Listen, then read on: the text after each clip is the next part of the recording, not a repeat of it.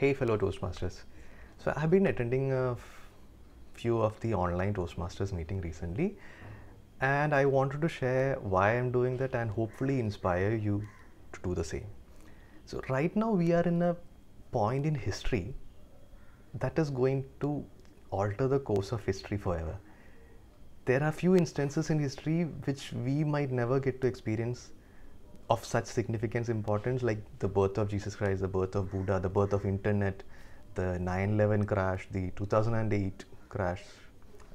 These were all moments in history that changed the course of history forever. No airport security has been same after 9/11. After 2008 crash, very few people, a lot of people have gone back from investing in stocks, and it makes a difference. And similarly, there is going to be a time before Corona and time after Corona. We are being forced to be into situations which we would otherwise have avoided, like the Toastmasters meeting that has been forced to go online. In every new innovation, whenever there is something new, there is this bell curve of people's acceptance. The first 13% of the bell curve are people who are innovators, who are explorers, who love to go into new places and explore. I am one of those people. I've been so for as long as I can remember. And then comes the early majority, who are people who are not as experimental as the innovators, but who will want to explore things and try out things. And then comes the late majority, who will only go into something new if the major portion of the population has tried something. And at the tail end of the bell curve are those people who will only go into something unfamiliar because they don't have any other option. These would be the people who had to buy touchscreen phones because they could not buy a phone with keypads anymore. I'm taking this from a TED talk, of course, which you might have seen. So let's take the example of Facebook. I was one of those people who were into Facebook just as when it was out. I've been on Facebook more than 10 years. Even before Facebook, I was on Orkut. Even before Orkut, I was on Tagged. Even before that, I was on Hi-Fi. Even before that, I was on college badminton. So I've been doing this for a long time, and internet and these things are my play area, probably because of the generation that I've been born in, and being born in a time with the internet, growing up with internet. That is why. And I can understand that a lot of people might not be as explorative as me. I'm not exploring a kind of exploring person in every department. Like, say, if you say that deep sea diving has started in Kochi, I'm not going to be the first person to go deep sea diving. That is probably not the thing that I want to explore, but I would probably be in the early majority trying it out. And my parents are people who came into the late majority or the last tail end of Facebook because they don't have any other option, because everybody was posting their things only on Facebook and not talking on phone. So we can either we have to choose which part of the bell curve that we want to fall in with Toastmasters and Zoom meeting. And this is not something that is going to be limited to this Corona time. Last month I was attending Confluence, so there was this podium where on top of which the person spoke, and behind him was this huge screen, and in front of it where we all stood.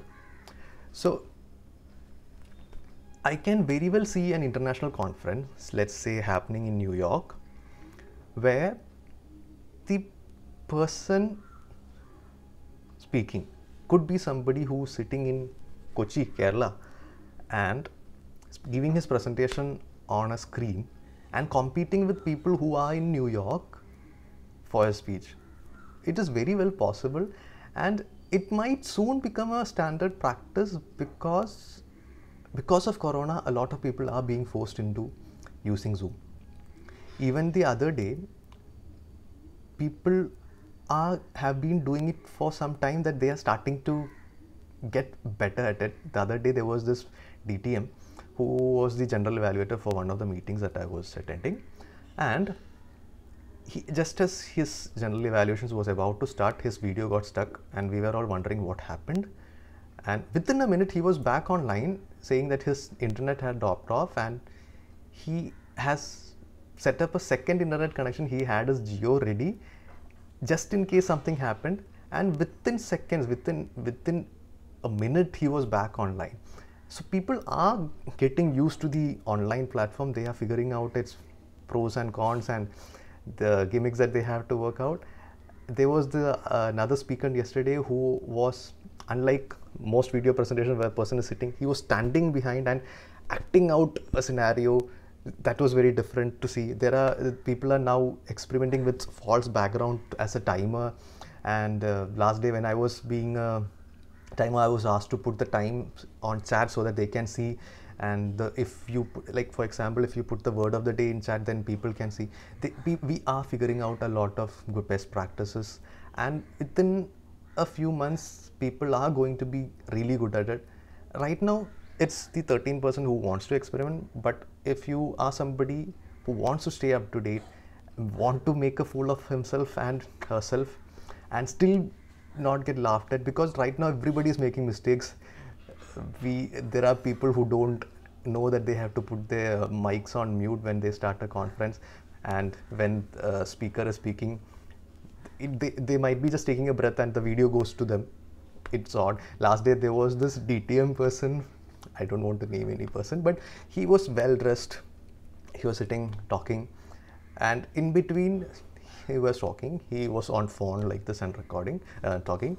His phone fell down, and that's when we came to see that he was wearing a lungi down and not a formal attire. So similarly, we are all making fools of ourselves right now, but everybody is making a fool of themselves, and so everybody is okay with it. So if I can encourage you to try it out right now, this would be the best time. You have a choice right now. Okay, you can either be, this is an example that I give most people when I'm talking about change. You can either be Bajaj Chetak, who had the entire Indian motorcycle industry in their hands and watched it, and while the Indian industry changed into bikes and gearless scooters, which might not be such an example that you might resonate with, but think of Sony's Walkman. They had the whole world in their hands. The whole world was buying Sony Walkman, and they held on to it, not changing listening to the customers, not changing with time. And soon Apple came out with their iPod and swept it out under their feet. Even a much more closer example is, you can either be Nokia, who had the world market in their hand. They had the world's best phone, the entire market in their hands, who stood there and watched while Samsung swept it out of their feet. And they were forced to even sell their whole company. Okay, you can either be the person who changes with the tide, or you can be like Nokia, Sony's Walkman, or Bajaj Chetak. The choice is yours, and I hope to see you tomorrow in our Toastmasters meeting tomorrow at 7 p.m. Okay, bye.